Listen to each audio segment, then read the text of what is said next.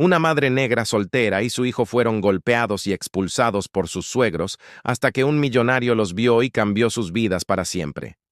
La sangre corría por Amara. El rostro de Jenin mientras se arrastraba por el asfalto abrasador tirando del brazo a su hijo de 7 años. El pequeño Nathan apenas podía caminar, su rostro hinchado de llorar, un corte profundo en la frente. Todavía sangraba bajo el despiadado sol de 104 grados. Fahrenheit del desierto de Arizona se tambaleaban por la carretera desierta, sin agua, sin teléfono, sin esperanza. «Por favor, que alguien ayude», susurró Amara con la voz quebrada mientras las lágrimas se mezclaban con la sangre. 20 minutos antes había estado en la mansión Patterson, donde había vivido desde que su esposo David murió en un accidente automovilístico. Hace 6 meses, ahora sus pocas posesiones estaban esparcidas por la calle, arrojadas fuera del auto que la había traído allí y abandonadas sin remordimientos. «Nunca fuiste lo suficientemente bueno para nuestro hijo». Era Eleanor. Las últimas palabras de Patterson antes de que su conductor se alejara a toda velocidad, dejando una nube de polvo rojo en el aire que asfixió a la madre y al niño. Amara Jenkins, de 32 años, una respetada maestra con una maestría en literatura, nunca imaginó que su vida terminaría así, golpeada y abandonada en medio de la nada por sus suegros, quienes una vez prometieron protegerla después de la muerte de David. Lo que ella no sabía era que nunca la aceptaron realmente. Una nuera negra nunca había sido parte del plan familiar tradicional blanco de los Patterson. «Mami, tengo sed», susurró Nathan. Sus labios estaban agrietados y resecos por el calor despiadado. Amara abrazó a su hijo sabiendo que sin ayuda sus posibilidades de supervivencia eran escasas. El camino había estado desierto durante horas. A lo lejos, el calor formaba espejismos en el asfalto, creando la cruel ilusión de agua donde solo había más sufrimiento. «Todo estará bien, mi amor», mintió sabiendo que la deshidratación ya comenzaba a afectarlos a ambos en su mente. Destellos de los últimos meses tomaron forma, los pequeños cambios en el comportamiento de sus suegros. Después de leer el testamento, las llaves cambiadas sin previo aviso, los documentos que necesitaban ser firmados urgentemente, la creciente determinación de obtener la custodia de Nathan, la discusión esa mañana, cuando Amara descubrió que planeaban enviarla de regreso a donde vino, mientras se quedaban con su hijo, el sonido de un motor rompió el silencio mortal. Amara se giró, con dificultad, levantando la mano para protegerse los ojos del sol. Un Range Rover negro se acercaba disminuyendo la velocidad. Dudó. Pedir ayuda a extraños podía ser igual de peligroso, pero la condición de Nathan no le dejaba otra opción. El vehículo se detuvo a pocos metros. Un hombre alto, de piel oscura y cabello canoso en las sienes, salió. Vestía simplemente vaqueros y camisa abotonada a pesar del coche de lujo. Sus ojos oscuros recorrieron la escena con una expresión indescifrable. «Necesitas ayuda», dijo. No era una pregunta. Amara asintió, presionando a Nathan contra ella de forma protectora. «Mi nombre es Marcus Reynolds. Tengo agua y un botiquín de primeros auxilios en mi auto. Puedo llevarte al hospital». Amara estudió su rostro buscando señales de peligro. En los 15 años que había vivido en Arizona, había aprendido que no todos veían a una mujer negra con simpatía, especialmente a una en una situación vulnerable. «Por favor», dijo finalmente. «Mi hijo necesita ayuda». Marcus se acercó lentamente, como uno se acerca a un animal herido, y le ofreció una botella de agua. «No te tocaré sin permiso, pero ese corte en la cabeza del niño necesita puntos y ambos tienen agotamiento por calor avanzado». Cuando Amara aceptó el agua con manos temblorosas, notó algo en la mirada de Marcus. No lástima ni juicio, sino un reconocimiento silencioso, como si él también supiera lo que era estar solo en el momento más desesperado. En el horizonte, La mansión Patterson todavía era una silueta lejana contra el cielo naranja desde una de las ventanas de Eleanor. Patterson observó a través de binoculares su rostro, una máscara de frialdad calculada. «Ya deben estar muertos», dijo Richard. Patterson y su marido se sirven un whisky. «Nadie ha estado en esa carretera durante semanas, lo que ninguno de los dos se dio cuenta. Fue que este encuentro al costado del camino no era el final de la historia de Amara y Nathan, era solo el comienzo, y cuando el polvo finalmente se asentó, nada en las vidas de los Patterson permanecería intacto». En O'Neill, Hospital Memorial de Phoenix, Amara vio a Nathan dormir con su pequeña frente envuelta en vendas. Sus propias heridas parecían insignificantes comparadas con el alivio de ver a su hijo respirar pacíficamente. Señora, el doctor Jenkins entró silenciosamente. «Las pruebas de Nathan son buenas. La conmoción cerebral no es tan grave como temíamos». Un hombre con un traje impecable irrumpió en la habitación seguido de 2 policías. «Theodore Fletcher, abogado de la familia Patterson. Estoy aquí para hablar sobre la situación del menor Nathan Patterson». «Jenkins Amara», lo corrigió. «El apellido de mi hijo es Jenkins. De hecho, tengo una petición preliminar de custodia. Los Patterson alegan negligencia grave. Según ellos, usted huyó de la residencia después de una discusión por la herencia, poniendo a Nathan en peligro. Caballeros, Marcus». La voz de Reynolds cortó la tensión. «Esta mujer y su hijo están bajo atención médica. Cualquier asunto legal puede esperar 48 horas como lo estipula la ley de Arizona».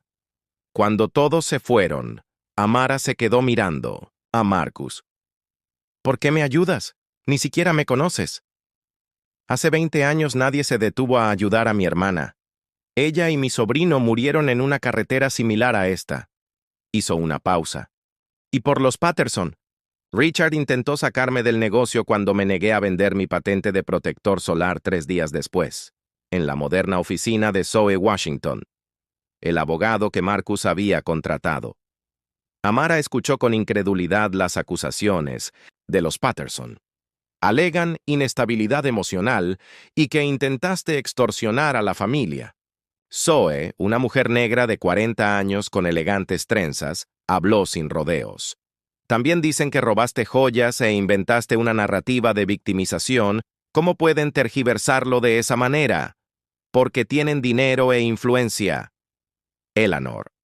«Patterson proviene de una familia poderosa. La pregunta es, ¿qué tienes contra ellos?». Amara abrió su bolso y sacó una memoria USB. «He notado cosas extrañas en las últimas semanas. Documentos sobre la custodia de Nathan aparecen para firma urgente. Mis cuentas bancarias están cerradas». Dudó. «Empecé a grabar nuestras interacciones después de que la empleada doméstica me avisara de sus planes». Zoe conectó la unidad y Eleanor, la fría voz de Patterson, llenó la sala. «David nunca debió casarse con una profesora negra sin posición social, pero ahora vamos a corregir ese error. Ese chico tiene sangre Patterson y no crecerá con ella».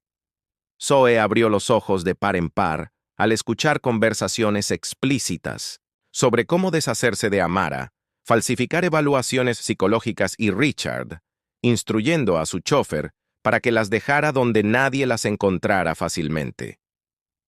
«Esto lo cambia todo», dijo Zoe. «Pero necesitamos más. Alegarán manipulación. Ilegal». «Y fue ilegal», admitió Amara. «Grabar sin consentimiento en Arizona está prohibido». «Lo busqué». Zoe la miró con un nuevo respeto. «Un profesor de literatura que conoce las leyes de vigilancia. Trabajé en un refugio para mujeres los fines de semana.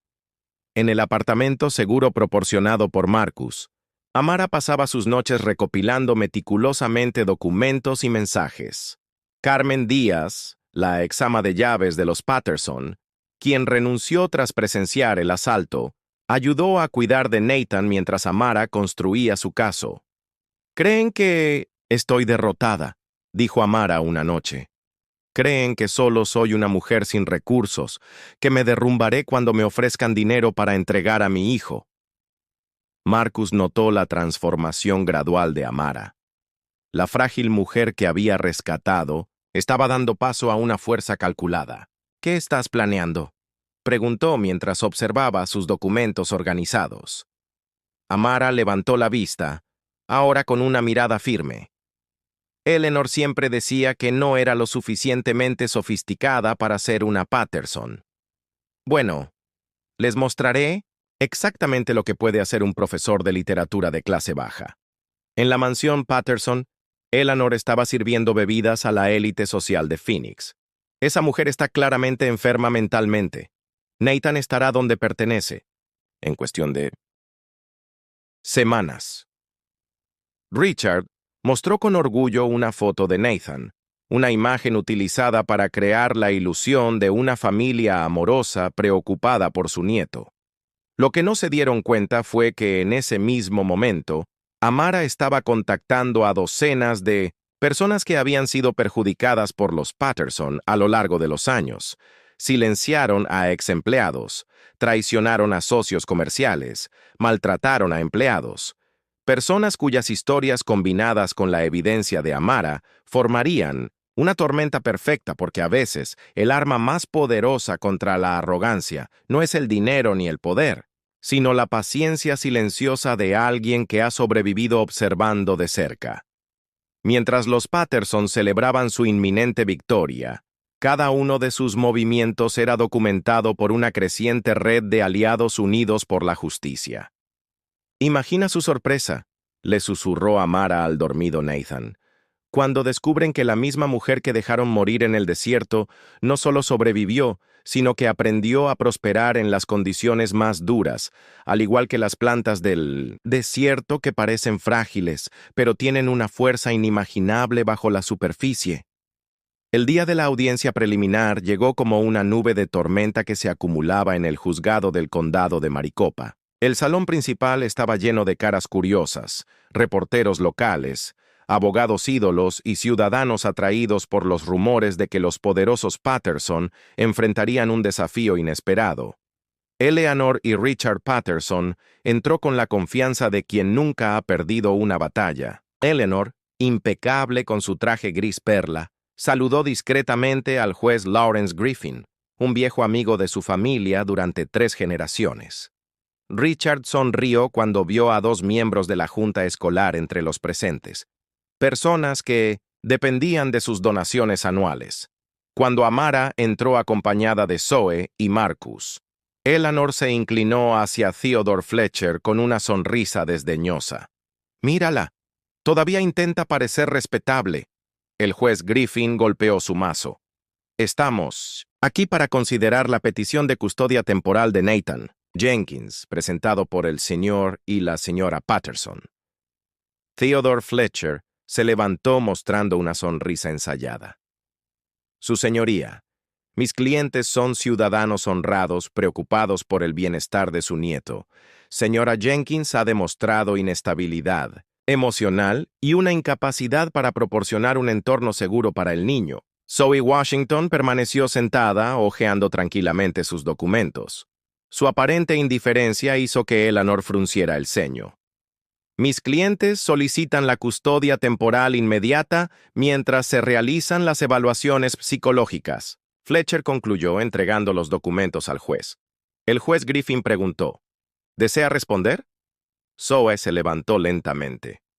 De hecho, su señoría, no responderé hoy. En cambio, me gustaría presentar una propuesta. Un murmullo recorrió la sala. Eleanor se inclinó hacia su esposo, confundida. Mi cliente está dispuesto a consentir visitas supervisadas con Nathan por parte de los Patterson. Continuó Zoe. Siempre que antes veamos un video corto juntos. Theodore Fletcher se puso de pie, indignado. Su señoría, eso es irregular. Estamos aquí para hablar de la custodia, no de proyecciones de películas. El juez Griffin dudó, pero su curiosidad prevaleció. ¿Qué video sería ese? ¿Un breve documental sobre los eventos que condujeron a la situación actual? Respondió Zoe con calma. Creo que aclarará muchos hechos controvertidos. A regañadientes, el juez concedió el permiso. Las luces se atenuaron y una pantalla descendió, de la pared lateral de la sala del tribunal. La primera imagen congeló a Eleanor. Patterson en su lugar. Eran imágenes de la cámara de seguridad de la propia mansión Patterson, que mostraban a Amara siendo empujada por las escaleras por Richard, mientras Eleanor gritaba, «Lleven a esta mujer y a su bastardo a donde nadie pueda encontrarlos». El video continuaba grabando incesantemente conversaciones sobre planes para eliminar el problema, correos electrónicos intercambiados con el abogado Fletcher sobre la falsificación de evaluaciones psicológicas, documentos que mostraban cómo intentaron alterar el testamento de David después de su muerte. El último fragmento del video fue devastador. Nathan se recuperó de sus heridas y relató con calma lo que había presenciado. La abuela Eleanor dijo, «Mamá no merecía vivir. El abuelo Richard golpeó a mamá cuando intentó protegerme». Las luces se encendieron. Eleanor estaba pálida como un fantasma. Richard miró al suelo. Theodore Fletcher se aflojó la corbata, visiblemente conmocionado. «Su señoría», continuó Zoe, «nos gustaría presentar cargos penales formales contra Eleanor y Richard Patterson por intento de asesinato, agresión, falsificación de documentos y obstrucción a la justicia». El juez Griffin, visiblemente conmocionado, se ajustó las gafas. «Señor Fletcher, ¿tienen sus clientes algo que decir?» Fletcher se quedó sin palabras. Eleanor intentó levantarse, pero sus piernas cedieron. Richard finalmente habló. «Todo son mentiras. Manipulación digital». Fue entonces cuando se abrió la puerta trasera y entró Carmen Díaz, seguida de 3 exempleados de Patterson. «Lo presencié todo, señoría», declaró Carmen con dignidad. «Y no estoy sola». En menos de una hora, Eleanor y Richard, los Patterson fueron escoltados fuera de la sala del tribunal bajo custodia policial. Los periodistas mostraron sus cámaras capturando la caída de los intocables de Phoenix. En el silencioso pasillo, Amara permaneció sentada, temblando levemente. Marcus se sentó a su lado sin tocarla, solo ofreciendo su presencia. «¿Cómo? ¿Lo logramos?», preguntó en voz baja. «No lo hicimos», respondió Marcus. «Tuviste la valentía de registrar todo, tu inteligencia para armar este caso. Yo solo proporcioné los recursos. Tú construiste la estrategia». En la oficina privada del juez Griffin ya se estaba llevando a cabo una investigación sobre su conexión con los Patterson. En la estación de policía, Theodore Fletcher estaba negociando su propia inmunidad a cambio de información sobre los crímenes previos de los Patterson, incluida la verdad sobre el accidente que había matado a David. Toda la ciudad hablaba ahora de cómo un profesor negro, del que todos creían que no tenía ninguna posibilidad contra una dinastía Fénix centenaria, no solo había sobrevivido, sino que había expuesto décadas de corrupción, prejuicios y crímenes encubiertos. Mientras tanto, afuera del juzgado, Nathan jugaba con otros niños ajeno a la tormenta que acababa de pasar. Su risa cristalina resonó en el aire como si las sombras finalmente hubieran sido desterradas de su vida. «¿Sabes qué es lo más impresionante?», comentó Marcus. «Al ver a Amara, en ningún momento actuaste por venganza, solo por justicia y protección». Amara miró a su hijo jugar y luego los titulares que ya circulaban en 1900, sus celulares. «La dinastía Patterson se derrumba.